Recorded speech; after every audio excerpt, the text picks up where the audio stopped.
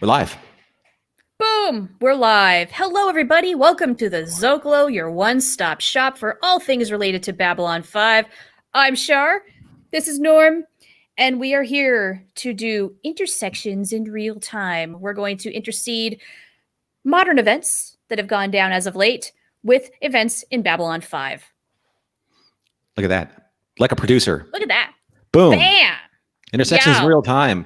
Quotes that reflect the here and now. So as you know, every so often, like Char and I, we're trying to kind of deliberate and we think about like the topics, what we're going to talk about. And in the midst of doing so, we kind of came upon this idea of inspirational quotes across the 5 seasons of Babylon 5. Some of them rise to the top very, very quickly. Yes.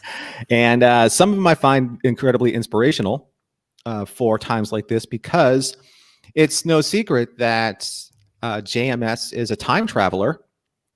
And he's a prophet. Exactly. He's a prophet. He's a time traveler. He could be veiling himself. Who knows? Or it could be, he has a great machine, somewhere in his garage.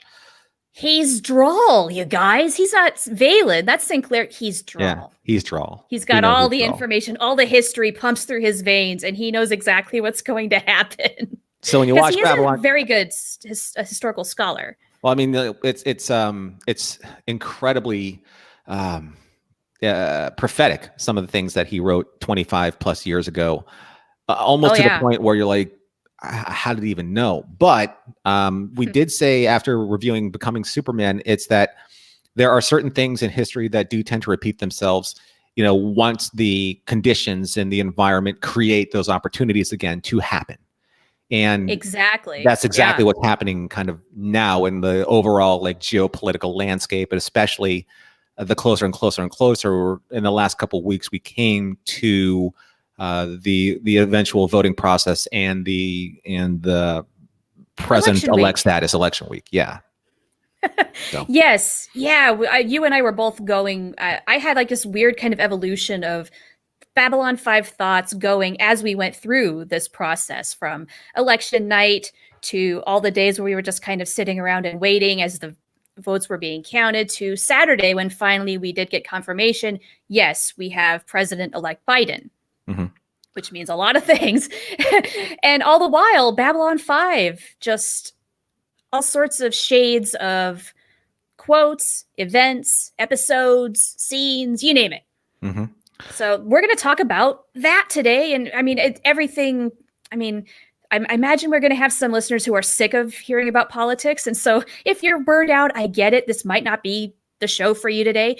But we're all kind of collectively experiencing what's happening right now. And I don't know, I kind of hope, let's say even a year from now, this is like a time capsule of what is happening. It is an important event. We are all going through a lot. So yeah, let's put some quotes out there and let's get some input from our viewers, because we've got quite a gang here. We have BC and Terry Lynn, who's here, Earl. Hello, everybody. Super Dave is here. How you guys all doing? Hi, guys. Nice to see everybody. Nice to have you all here at the very beginning of the show. I think that's fantastic. And I'm glad that you jumped right in. We are able to be here for you. So I'm going to read this excerpt and trying to set the tone for the show, because we do have a lot to talk about. And we are probably going to intersperse a little bit and sprinkle in a little bit of kind of like the political scene of what's happening, at least in the United States at this time. But I think that also it bears mentioning that this isn't just, unique to the United States. So yes, that's a good point. The fight against, the fight against the tides of good and evil, the influences of those who want to, suppress the rights of others, to suppress the rights of aliens, both literal and figurative and science fiction-y, right? Yep. So this is just kind of like when I was doing the synopsis for the show, just kind of popped into my head. I said that J. Michael Straczynski crafted some of the finest soliloquies in the history of science fiction, prophetic and relevant to the past, and most importantly for the present. Characters like Captain Sheridan, Citizen Char, and others inspired their people by the strength of their words, their convictions, and most importantly, their strident defiance against what was wrong, immoral, and dangerous. And seeing that reflected in the overall vote count of the Electoral College, again, this is talking about the U.S. elections, the Electoral College, and the general public vote count, there is was a sense of defiance in the voting momentum of the people of the United States. Yeah, without a doubt. Mm-hmm. Yeah, so it's encouraging to see turnout. that. Yeah, it's encouraging to see that the most votes ever in the history of the presidential elections, the most votes ever for a Democratic candidate, I believe, and the most votes for a Democratic candidate to defeat an incumbent president, like the first 1 out of 4 or 5 times in the history of the presidency of the United States. So that means, in terms of Babylon 5, that means that, literally Sheridan's march through the sea, the galactic sea, to Earth to inspire his people to fight the fight that they needed to in order to remove tyranny from the government. That's pretty impressive when in terms of an overall analogy of what is happening now, wouldn't you say, Char?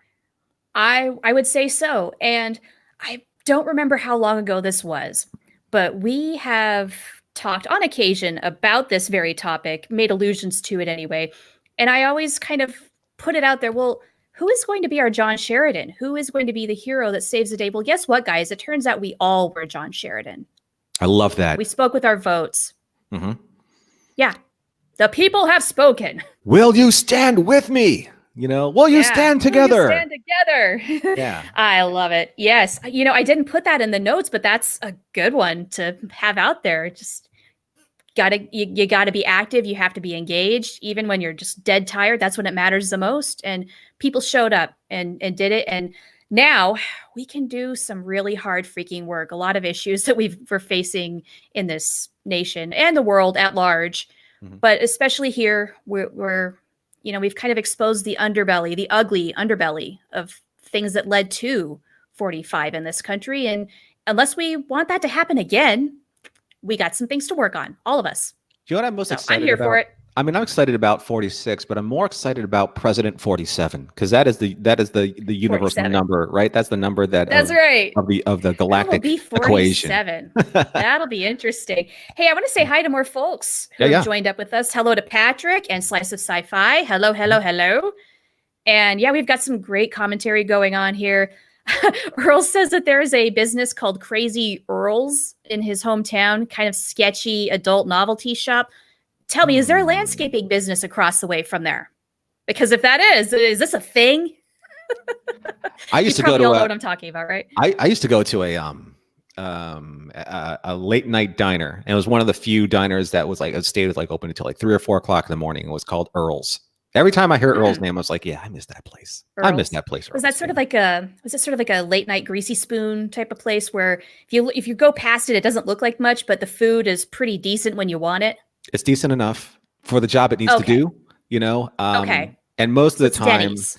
Yeah, it was Denny's with personality, like that home spoon personality, because you had you had the wait staff there that they're kind of like the kind of wait staff you would get at Dick's Last Resort. They took no guff, if you will, from anybody, but they were very pleasant at the same time.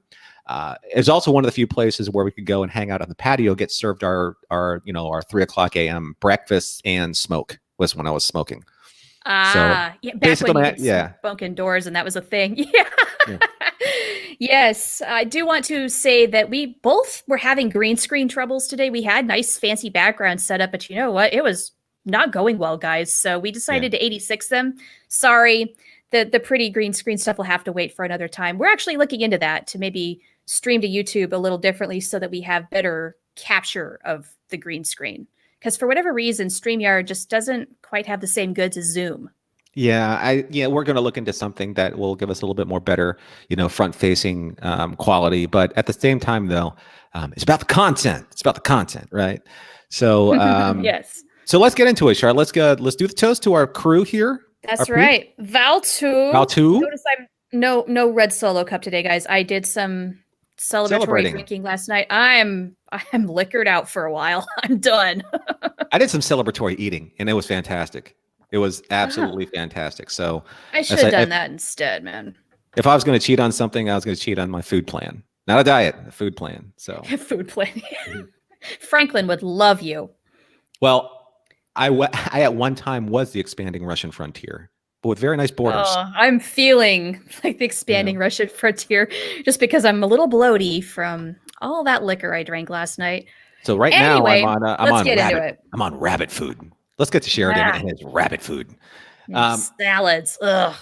So in kind of like the course of crafting the show, I was thinking about certain quotes that made me feel a certain way during the course of these events, because there was obviously a very dramatic lead up to November 3rd in the United States, and that lead up was obviously going to the ballots or going to vote, mailing in your ballots and having them counted and making sure that they weren't illegally tampered with in one way or another or suppressed.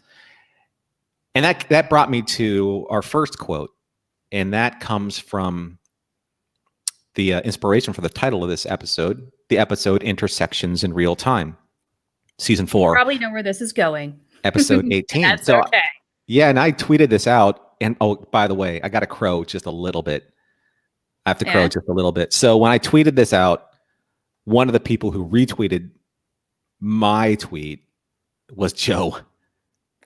Right? Nice. Yeah, you got retweeted twice by Joe this week, didn't you?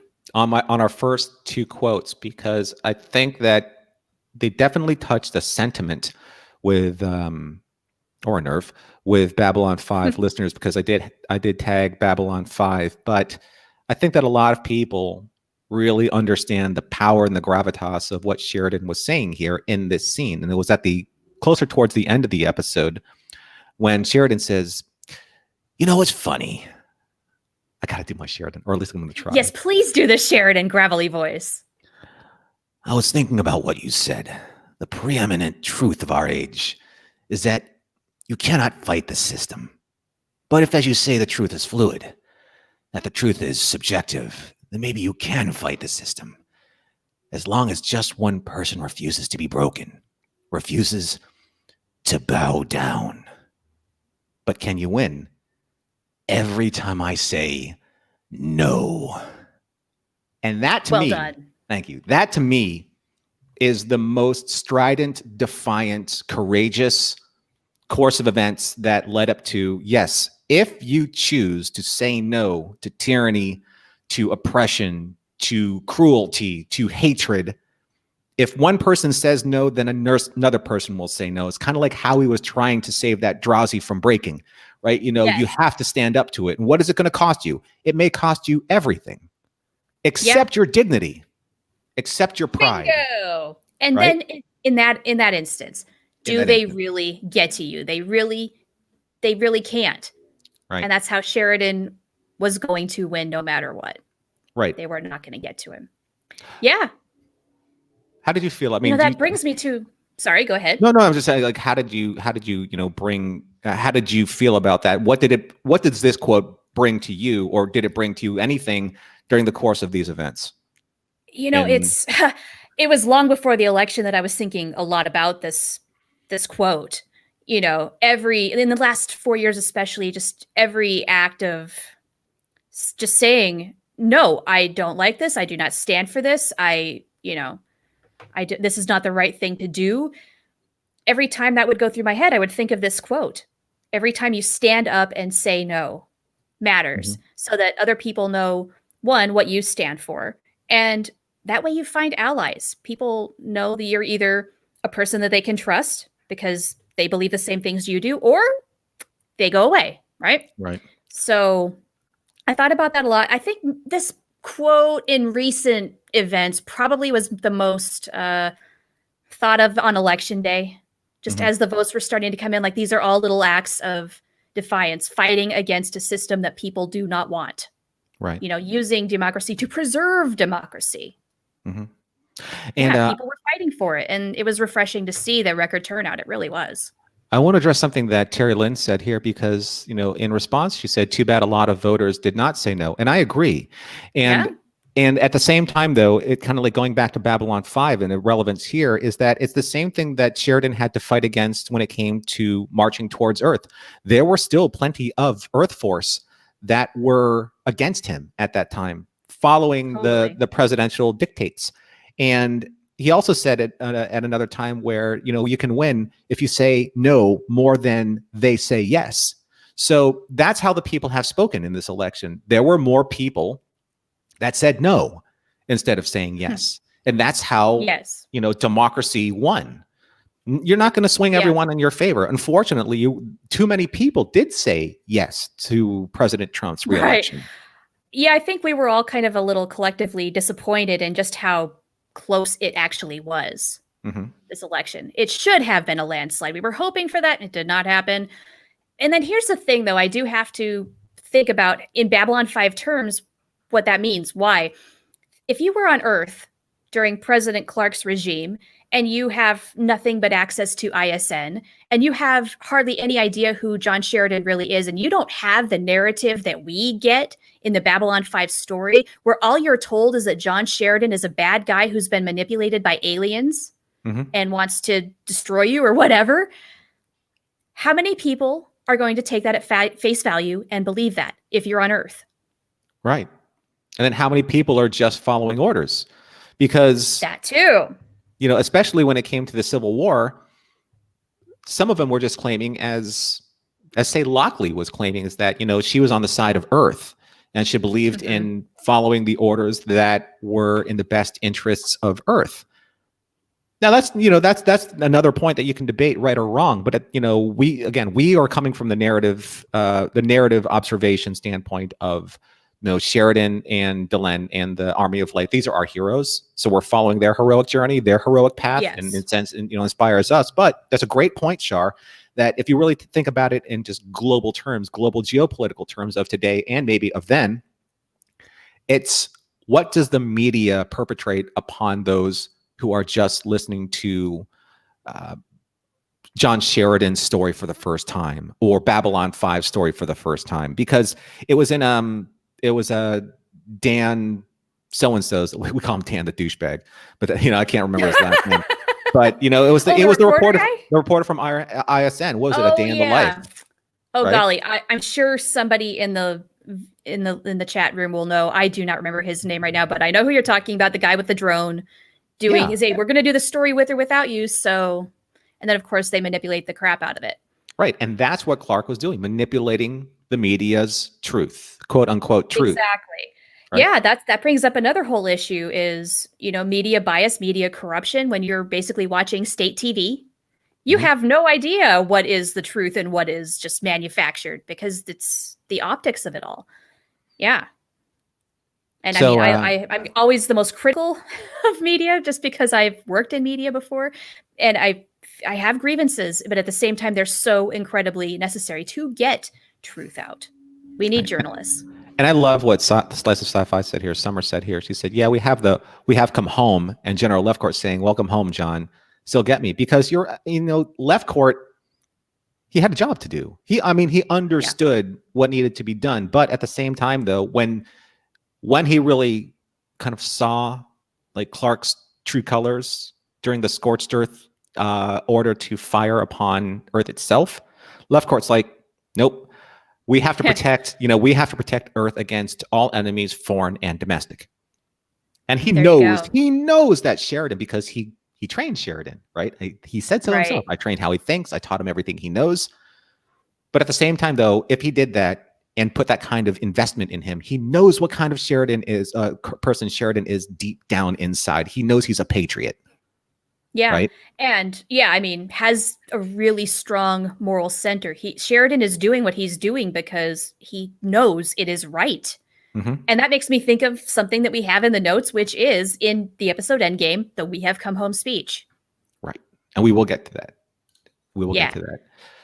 But the second quote, obviously it is probably the most, probably the most powerful in terms of its overall relativity to defeating a tyrannical type of president like Trump, who has done in the last 4 years nothing but manipulate the truth, consolidate his power, suppress the media, twist the media, things of that nature, something that dictators do, and dictators will always do. They'll always, consolidate their power and crush the hopes and dreams, of their constituents, people that they're responsible for.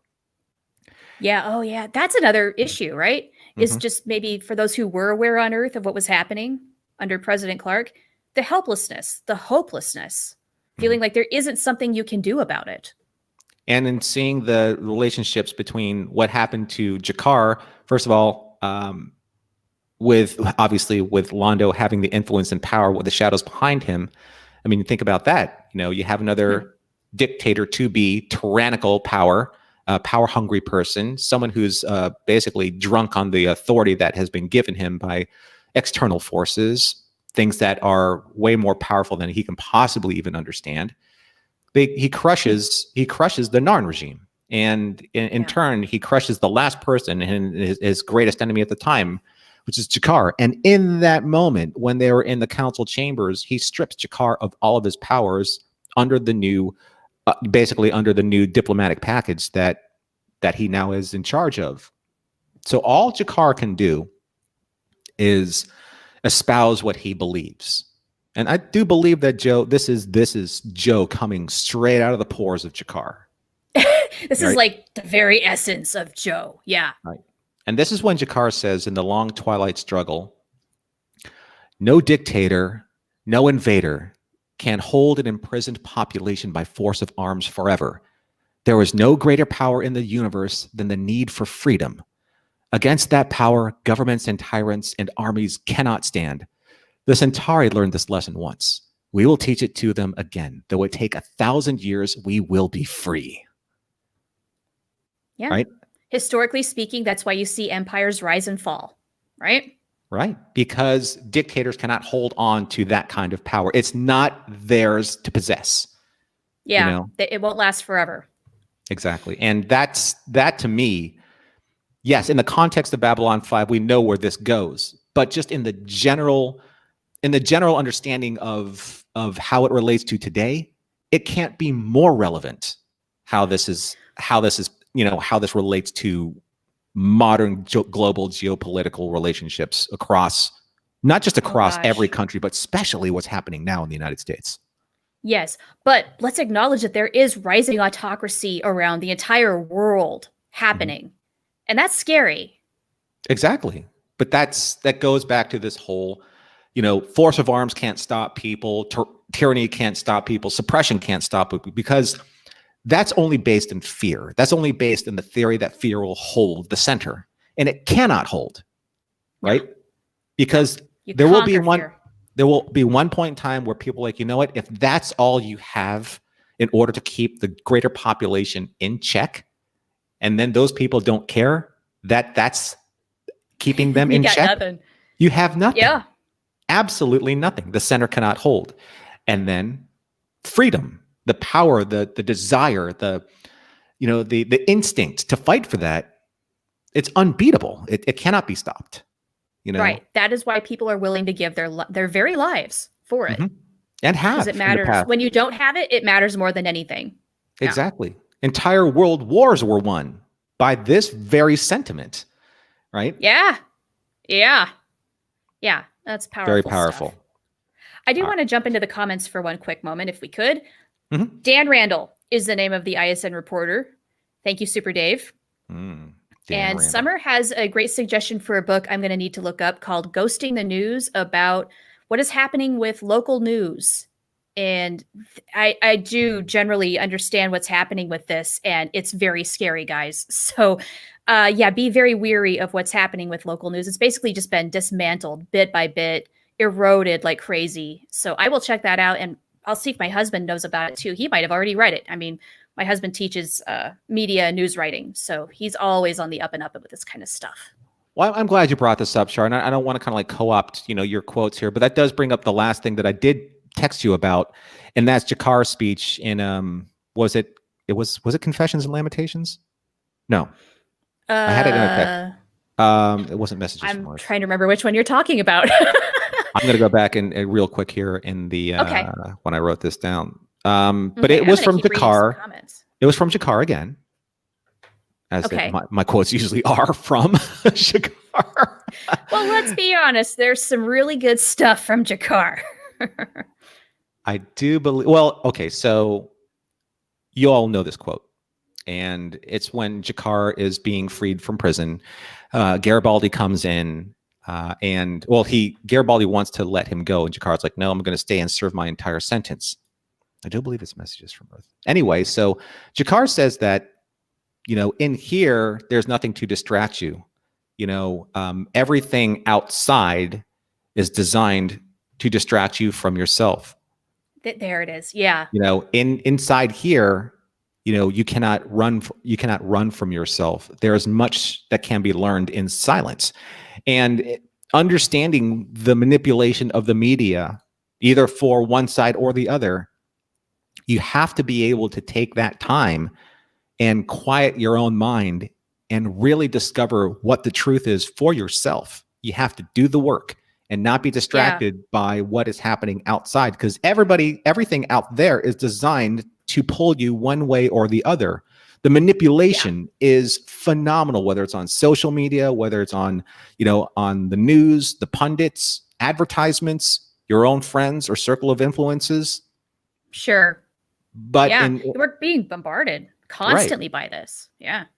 And you have to make that decision for yourself, because that's where your center holds. That's where your truth holds, right? For better or worse, at least you know that you're informed, and that'll lead to better engagement outside with other. You got to know your truth. Yeah. You have to know your truth. Right. Yeah. And you have to know that there are three sides to it. Your side, their side, and the truth. Right. That's right. Yeah. Summer, you're in good company about freedom of the press. Yeah, same here. It's kind of a thing with this household. We kind of like it. And you're right. Without local news, a lot of places are just downright unaccountable, and that we could do a whole episode just on that, but let's move on. Let's keep going. Otherwise I will get into a rant, but it's good stuff. Let's go. Let's okay. So you're up next. I've already kind of I'm gonna step off my apple box. Okay. Well, we did mention the "We Have Come Home" speech. I don't know if I have a whole heck of a lot of more to add to that. I mean, we've talked about this thing quite a bit. It's just, hey, stand up if you're with me. Now is the time. It's a call to action. It works. Right. Yeah, that's it. That's all. Okay. Let's go to where I kind of feel we're at this very moment in the election cycle, where acting President Susanna Lyshenko has to assume power as the Earth president and really try to make some sense of the chaos and the trauma and the aftermath of everything that has been happening in the wake of President Clark's regime and death. So here's the quote she says. We realize, and I'm not going to do the accent because I won't do it justice. Aww. We realize that many of you want revenge against those who cause such great pain and suffering. We ask that you listen to the better angels of your nature. Give the courts and the legal system time to locate and prosecute those responsible. Only a sane and careful study of the facts will allow us to separate those who are willing partners in President Clark's reign of terror from those who cooperated only in fear of their lives. Now, maybe our circumstances aren't quite as extreme as what she was facing in Babylon 5, but the sentiment is the same. She's assuming that leadership in a chaotic time and must speak with rationality and reason. She's got to de-escalate, and there's a lot of work to be done to sort who did what is a suitable punishment. I think a lot of people, maybe on both sides, want revenge. People want retribution. But the truth always finds a way of coming out. Mm-hmm. And it's not going to happen as fast as we want it to, but let's let it happen. Well, the key here, and I think that this is a perfect quote, because I'm glad it came from a character that's not a main character, because it does show that Joe knows how to write voices for the pantheon of characters that kind of interweave into the tapestry of the background. President Lyshenko was very important in this particular situation, because she is succeeding Clark, and what she wants to do is heal the pain and suffering that he caused. How many times have you heard that word in the last, I don't know, 24-ish hours? But it's the right thing. I mean, it's the right sentiment, because you can try and find in the people that you want to like tar and feather and pitchfork and bring to justice, and bringing people to justice in the right and proper way is the right thing to do. But yes, at the same time, though, focusing on what happened doesn't allow us to focus on what needs to be done. And there's a very specific book that I finished reading in one of my study groups, and it's called What Is to Be Done. And I don't want this to shock anybody, but it is written by Vladimir Lenin. And Vladimir Lenin basically has a plan of what is to be done after the revolution, because this is what's happening in Babylon 5. It's a revolution against Clark. People coming together to overthrow the government in order to make sure that the government that democracy can hold, and they can create a better future. However inconveniently it was done. It's always inconvenient for somebody, right? I mean, how can it be convenient ever? Well, revolutions are like Terry Lynn. They're damn inconvenient. I'm gonna sidetrack myself here, but Terry Lynn says you're right. It's like the war we fight is not against powers and principalities, against chaos and despair, and that's great. And I say great politicians. I mean politicians that really are savvy or have savvy people around them, understand how to manipulate the public trust. They understand how to manipulate that into fear and despair, because they're not focusing on the issue, or the other way around. They're not focusing on the issues. So, Lenin's plan was, if you're going to create a system of government that needs to work for the people, to represent the people's needs, you have to be able to use the system to defeat the system. Very much like what Sheridan was saying earlier on. If you're saying that the system can be manipulated, then we can change the future. So, but you can't do it by just annihilating what's there. You have to use the framework, like Luchenko is saying. You have to find a way to use the system in order to bring these people to justice. Right. You have to organize the chaos to process and work through the chaos. Now, one thing that I do wish Babylon 5 had shown more of in the 5th season, because we only saw a little bit of it, is the aftermath, the rebuilding. How is Earth doing in that, let's say, that year after President Clark goes down? How does Luchenko bring people together? Does she? We know that there are a couple of rogue people, like there's in the episode No Compromises, the guy who lost everything, so he wants to go out and kill Sheridan. You got to think about how many people on Earth there must have been who wanted to do that but chose not to. Oh, sure. So what is this process like? We need that blueprint. We need that roadmap to kind of navigate what we're going through right now. How do we come together? How do we find some way to reconcile everything that's happened and move forward? We can't just heal. We have to... Excuse me, I lost my train of thought. We have to keep building and getting better. That's the hard work. We haven't started the hard work yet. That is something that is almost incalculable right now to try and plan forward. But there is one thing that I think that is universal, and I think that I know it may sound, either far-fetched or a little too naive to even think that it would work, but forgiveness, love, healing, that's a good way to... A lot of people just need to heal. A lot of people just need to be comforted in the fact that they're not alone. That they have people that are on their side, that they may not agree. Like, they may not agree politically, but the thing is that you can come together in mutual respect and understanding of being human beings. And in other ways, sure. That said, though, people who do, I would say, use the government to commit atrocities should be held accountable. Of course. I think back to when Nixon was pardoned. That told people like 45, well, I can do whatever I want and I'll get away with it because I'll get pardoned. Right. I say no more of that. No more of you, which is another quote in the notes from John Sheridan in Ceremonies of Light and Dark. No more of you. We have to stand up to those who want to incite violence, bigotry, hate. Let's no longer embolden that as a choice. Let's take it down, so that is also a part of the healing process, I think.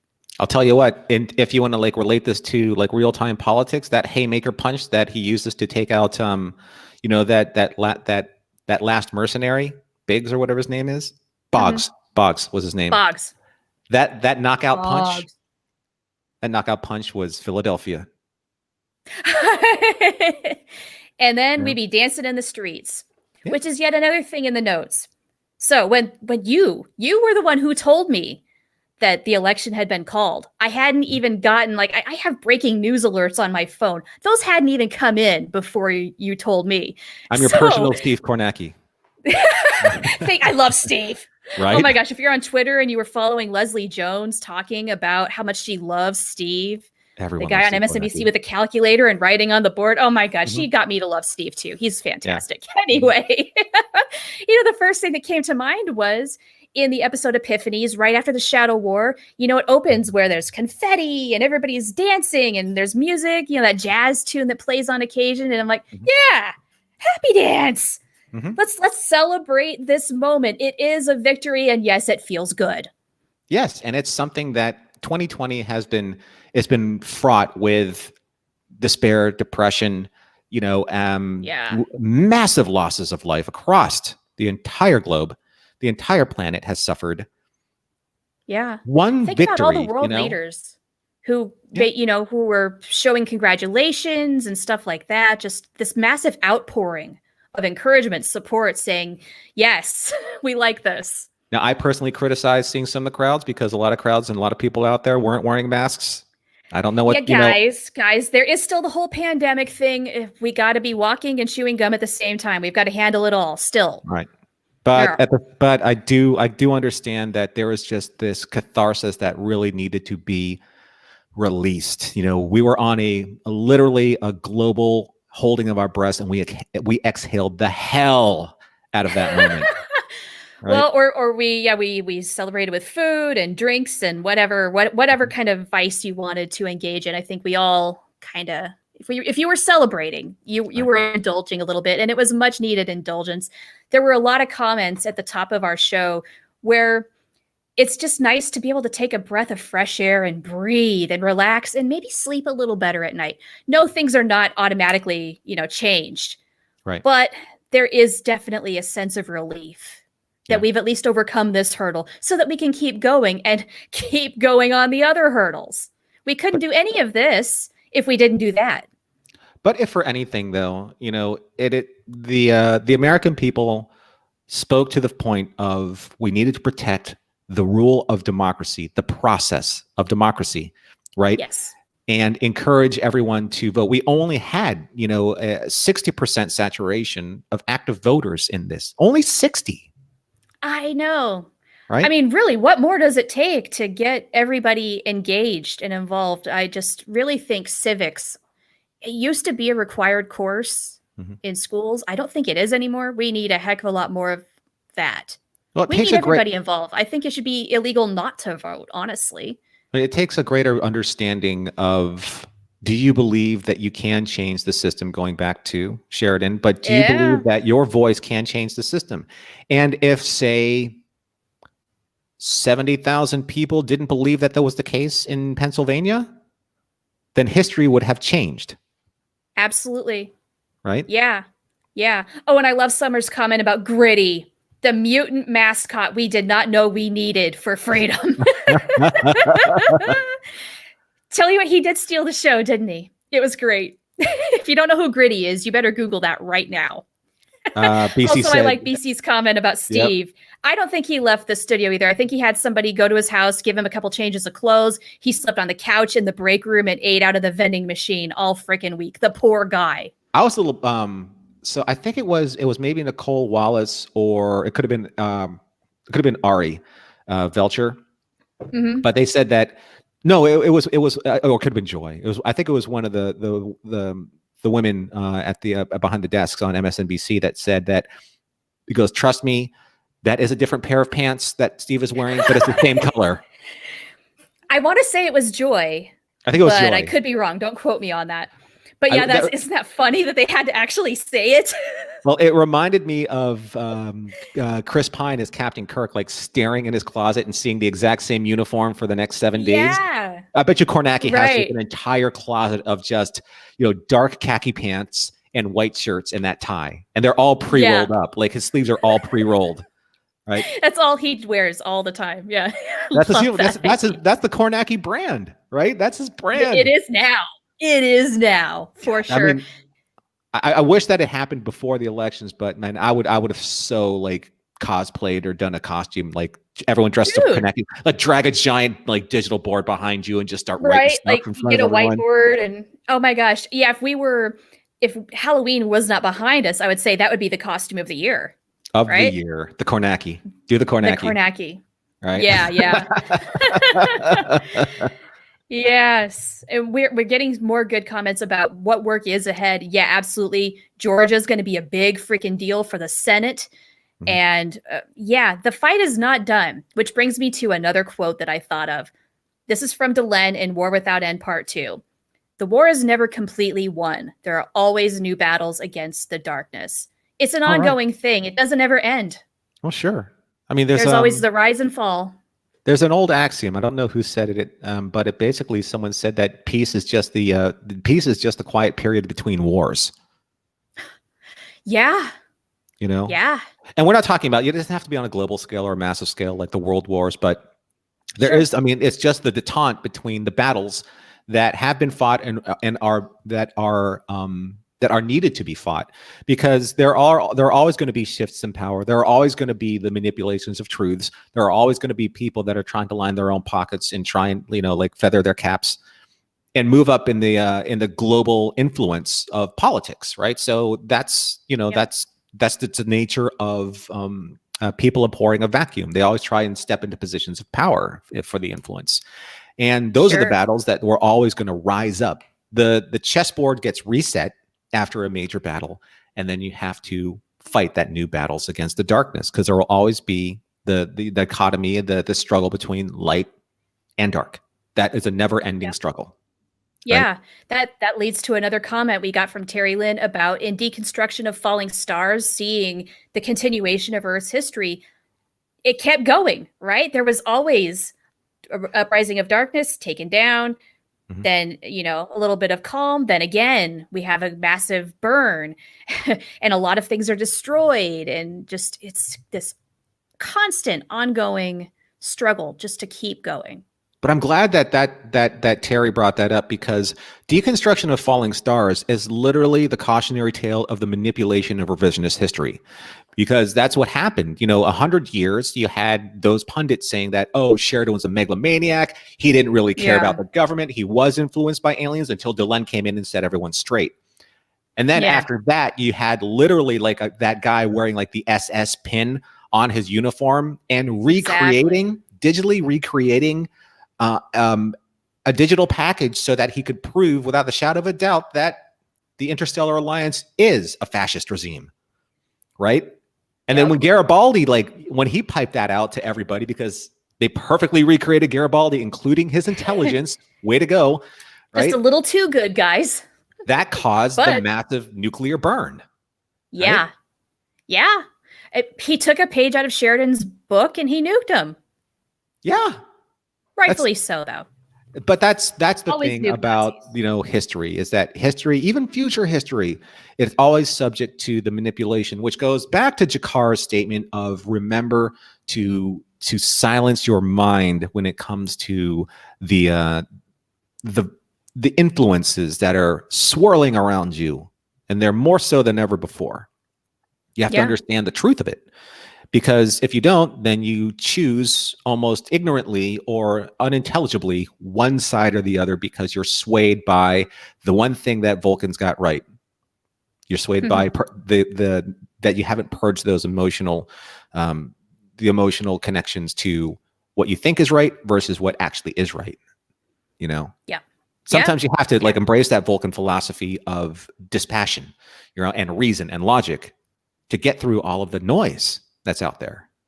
There is so much noise. Yeah. And we're gonna get a whole lot more of it in the coming months. And that's, again, reflected in the comments. We have a lot of things that are probably going to go down. We have some superheated stuff. I'm worried, honestly, about just the threat of violence and retaliation and, fighting back. And it's going to be interesting. It's going to be chaotic. I hope nobody dies. It's possible. And the thing is that as a student of history, I love studying history. And the thing is that if the cause is worth fighting for, if there has to be a revolution, then people are willing to go at whatever length to preserve freedom and democracy. And that's what Char was saying, no matter if it take 1,000 years. And I think that also is part and parcel with no matter if it takes thousands of lives, if hundreds of thousands of lives over the course of that time, the fight for freedom and democracy, the fight against tyranny is going to require the greatest amount of sacrifice from people that you may not even expect, or that, that type of leadership that would do that. And we don't want to see that happen. Obviously, we don't want to see it happen, spill into the streets. But there will be a time. I hope it doesn't escalate, but there's a chance. Right. I mean, we've seen already people are willing to go there. And they have. We're looking at like the protests against the Vietnam War, the fight for civil rights. So many great leaders, high-ranking leaders: Martin Luther King, Malcolm X, John F. Kennedy. Bobby Kennedy. Yep. They were all killed for fighting for the truth. Yeah. And you can't kill the truth. You can't kill the truth, no matter how many people you take out. You can't kill the truth. No, you really can't. It always finds a way of coming out. That's just the real bitch of the truth. No matter how hard you try to suppress it, eventually it comes out. Mm-hmm. It's still there waiting. It might not happen right away, but it always does. It's the truth of history. It's the truth of what came before will come again. And there were people that resisted it before, and there will be people that resisted again. Yep. Yeah, we're just going to keep doing this over and over and over forever, as long as humankind exists. And I think that for those of us who read Becoming Superman, we really understand that why Joe has such an incredible, intelligent grasp on understanding kind of like the rotation of this process, the rise and fall of these dictatorships, because he lived through it. He personally experienced it. And he knows that if the conditions are right to create a dictator, if conditions are right for that dictator to create a following and a movement amongst a body of people, he knows that eventually there's going to have to be the antithesis of that, the opposite of that. And he knows that this is going to happen. And he knew it then, he knows it now. It's just playing out because the conditions created that to become so. Right. Yeah, and we are going to have a lot of people fighting to preserve democracy, our republic. There's more of us who don't want to fall to authoritarianism than there are who do. So that is good. That is refreshing. And I'm hoping Terry Lynn is talking about in the comments in Mira writing about, what happened in the former Yugoslavia, where she's from, and what happened there. I'm really hoping we can avoid that. I think we've gotten way too close, but we have to fight, right? Got to keep on going. So we've had our celebration, and I should have used it to recharge. I kind of didn't, but we got to catch our breath and keep on going. We're not done. We're just getting started. That's right. That's right. So, do you have any other quotes that you want to throw out there? Because I'm getting close to my final thoughts. Yeah, I think that what you said would segue beautifully into your last quote. Okay. Or your last I want to leave everybody off with this, and I think you'll understand why the moment I start saying it. Mm-hmm. Babylon 5 was the last of the Babylon stations. There would never be another. It changed the future, and it changed us. It taught us that we have to create the future, or others will do it for us. It showed us that we have to care for one another, because if we don't, who will? And that true strength sometimes comes up from the most unlikely of places. Mostly, though, I think it gave us hope that there can always be new beginnings, even for people like us. Yes. Yes to all of that. Right? Yeah. Yeah. Yes. And, that got me into a reflective mood when I pulled that up and read it while I was composing notes. And it made me realize just how much Babylon 5 kind of reinforced a lot of core values that I grew up with, that a lot of people grow up with. And I'm not perfect, still trying to improve to this very day. The important thing is to keep trying. And the story showed me why it's important to stand up and do the right thing, especially when it's the harder thing to do. Mm-hmm. Strength of character matters, especially in times of adversity, because that's when it matters most. If you believe in decency and compassion, love, empathy, the truth, you're believing in the right things, and hope is what will get you through. Ultimately, that defeats hate, selfishness, greed, fear, every time. So go forth, create good, be better and make the world better. Live the world that you want to live in. That's perfectly said. That's absolutely beautiful, Char. And I agree absolutely 100%. That's why I think that to this day, I have allegiances to a lot of fandoms, but no fandom or no series or no body of work has spoken to me as truthfully as Babylon 5 has, because what Babylon 5 said in 5 seasons, and we're just talking about the core 5 seasons of Babylon 5. Yeah. Is that, there will be times where you have to take a look at how the world around you is evolving, how the world around you is changing, and what part of that process you're going to be in. Because there's going to be a time where you have to choose a side. It's going to be, and I'm talking about Republicans or Democrats, or fascists, communists, all the labels don't matter. The sides that you're going to choose, the sides that you have to be aware of, the sides that are vying for your soul are the sides of light or dark. Yeah, exactly. Right? Yeah. Yeah. And what are you going to do? Are you going to, on the side of light, the checklists, hope, love, caring, support, friendship, understanding, the sides of darkness, power, ambition, greed, influence. What side do you want to be on? And you're not going to see them come at you. They always come in very, very specific, very devious ways, especially darkness, like the shadows. They only appear when they want to be there. They're always there when you least expect it, right? Right. They creep up on you. Yes, they do. And that also comes with, it's not just those major influences of that kind of power. It also has to do with, depression and despair and, fear and anger. These are also sides of that dark equation. And if those seep in, then you start to become influenced by that side, as opposed to hope. And again, that general warmth and caring that we have to be better. We have to do better. Yeah. And life is going to make it very difficult to retain, to stay on the side of light, right? It's going to challenge the crap out of you. Sure. Always does. Always does. But just remember, every time you say no, right, they lose just a little. And this goes back to probably the most central quote, even though we didn't bring this up. It's the most central quote of Babylon 5 and how it influences the universe of Babylon 5 and how it influences your universe. Who are you? And what do you want? That's right. And that will influence where you're going. Exactly. And why you're here.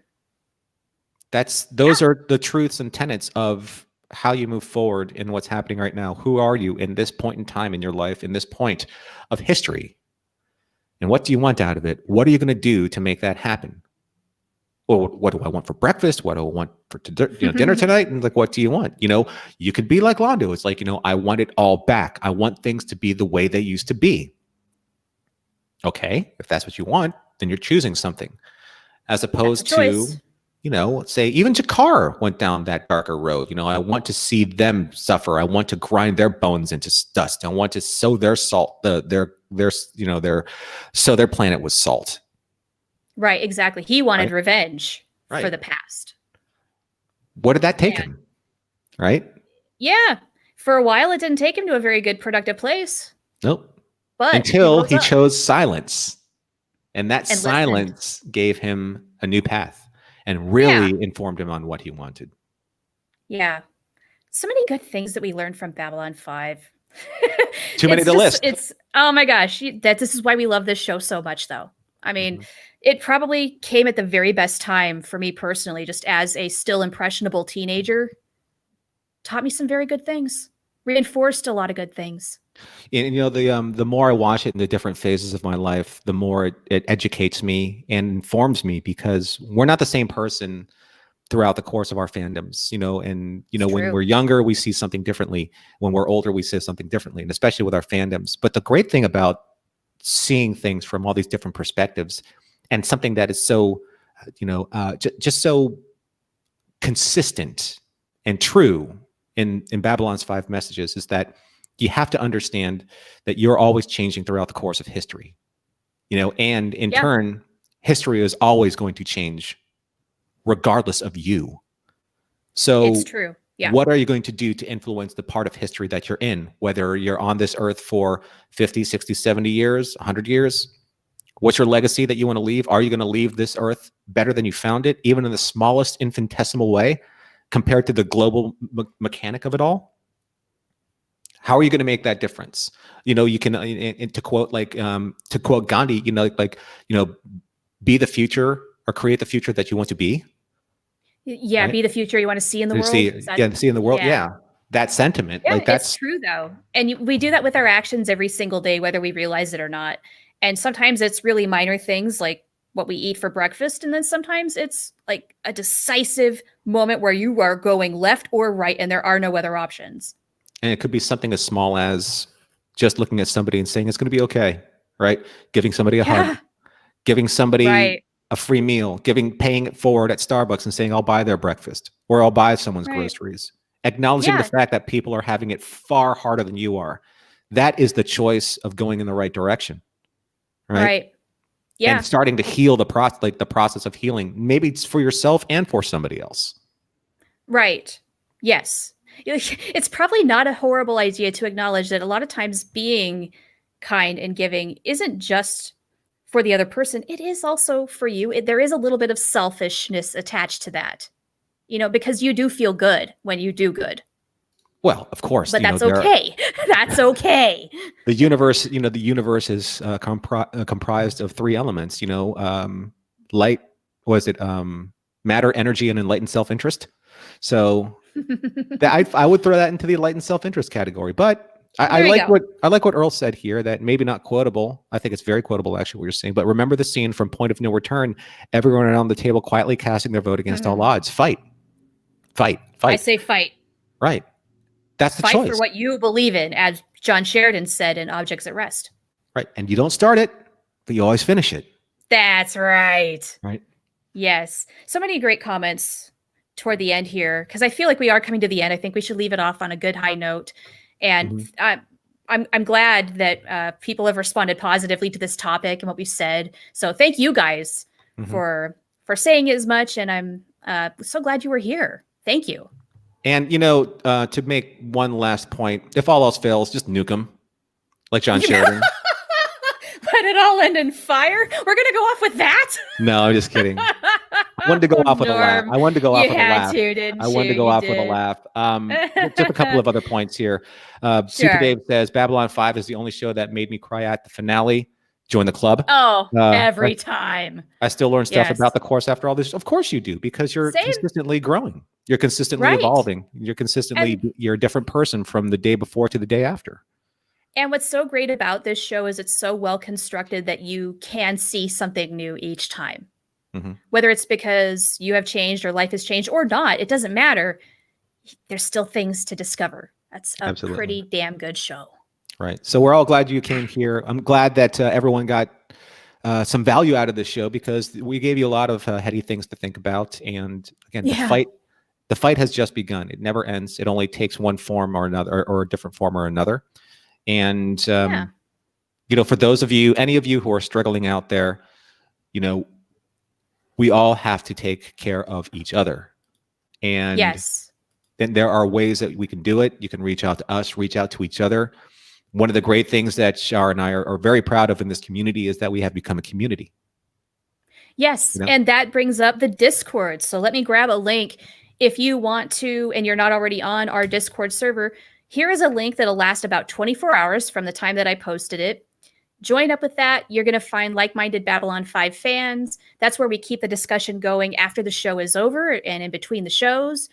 And we got a pretty cool thing going there. I'm really excited by the Zocalo on Discord. It's turned into a cool community. BC jumped you. He goes, don't forget the Discord. Don't worry, BC, I'm on it. All right, so please, if you want to continue this conversation on the Discord, please do so.